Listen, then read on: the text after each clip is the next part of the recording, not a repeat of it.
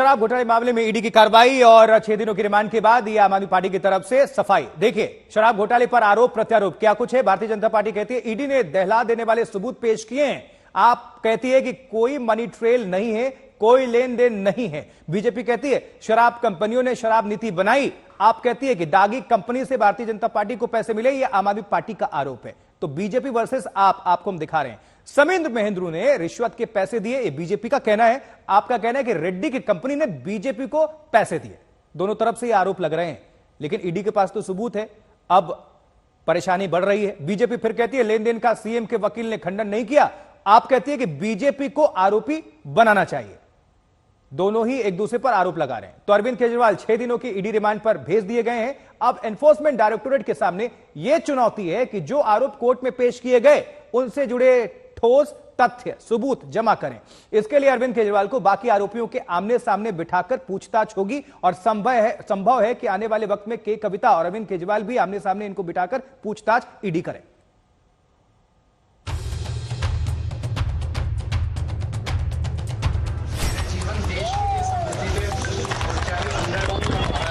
अरविंद केजरीवाल जी की गिरफ्तारी भारतीय जनता पार्टी की एक राजनीतिक साजिश। आपके कर्म ऐसे हैं अरविंद केजरीवाल जी कि आज दिल्ली की जनता पटाखे बजा रही है आपकी गिरफ्तारी। शराब घोटाले में 31 गिरफ्तारियां होने तक ऐसा हंगामा, ऐसी तनातनी नहीं मची जैसी 32वें आरोपी की गिरफ्तारी पर हुई, क्योंकि इस आरोपी शख्स का नाम है अरविंद केजरीवाल।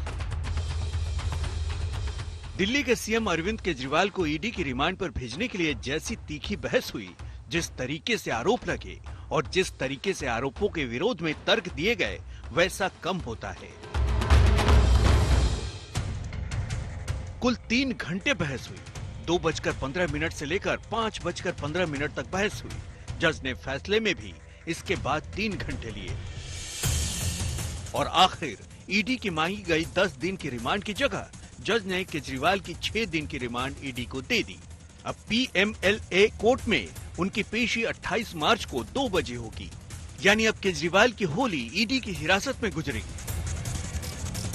केजरीवाल से ईडी जो पूछताछ करेगी वो सीसीटीवी कैमरों की निगरानी में होगी। अरविंद केजरीवाल को अपने वकील मोहम्मद इरशाद और विवेक जैन से शाम 6 बजे से 7 बजे तक मिलने की इजाजत दी गई है। केजरीवाल को ईडी हिरासत के दौरान हर दिन आधे घंटे अपनी पत्नी सुनीता केजरीवाल और निजी सचिव विभव कुमार से मिलने की मंजूरी दी गई है। सेहत को देखते हुए कोर्ट ने ईडी को आदेश दिया है कि वो डॉक्टर्स की बताई हुई डाइट का इंतजाम करे। ऐसा नहीं कर पाने की स्थिति में केजरीवाल को घर का खाना खाने की इजाजत होगी। केजरीवाल के रिमांड पर तीखी बहस भी हुई। जैसे ईडी ने कहा कि केजरीवाल सीधे तौर पर मास्टरमाइंड है। बचाव में कहा गया कि ईडी चुनाव के मौके पर ही केजरीवाल को गिरफ्तार करना चाहती थी। ईडी ने कहा कि पैसे की बरामदगी करनी है, गवाहों को आमने सामने बैठाकर पूछताछ करनी है, इसलिए रिमांड जरूरी है। बचाव में कहा गया कि ईडी छल और गलत बयानी कर रही है।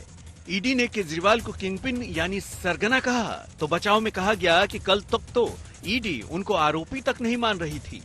ईडी ने कहा कि कई लोगों की चैट मिली है, पैसा हवाला के जरिए लिया और गोवा पहुंचाया गया, जहां चुनाव में इस्तेमाल हुआ। इस पर केजरीवाल के वकील ने कहा कि ईडी खुद जज, जूरी और जल्लाद बन गई है। कुल मिलाकर ईडी ने पहली बार केजरीवाल के खिलाफ संगीन आरोपों की बौछार कोर्ट में कर दी, लेकिन केजरीवाल के वकीलों ने हर आरोप का जवाब दिया। रिमांड मिलने के बाद ईडी की हिरासत में केजरीवाल को ले जाया गया। उनसे मीडिया ने पूछा कि सरकार कैसे चलेगी, लेकिन इस पर वो चुप रहे। उनकी तरफ से कहा गया कि जो पैसा गोवा में इस्तेमाल हुआ है वो इल गॉटन मनी थी और उनके पास कुछ ऐसे गवाहों के जो उन्होंने कहा बयान हैं, जिससे पता चलता है कि उनको कैश की डिलीवरी हुई है। परंतु हमारी तरफ से जो मुरली साहिबान थे, उन्होंने कहा कि इसमें कहीं भी अरविंद केजरीवाल जी का ना पहले कभी नाम था, ना आज के दिन का नाम है, और जिन गवाहों के बयान ईडी ने रिकॉर्ड किए हैं उनमें भी उनका नाम कहीं नहीं है। केजरीवाल के वकील आरोपों को खारिज कर रहे हैं, लेकिन अब 28 मार्च को ईडी की प्रगति रिपोर्ट से पता चलेगा कि वो इस केस में आगे क्या सबूत जुटा पाए। संजय शर्मा, दिल्ली, आज तक।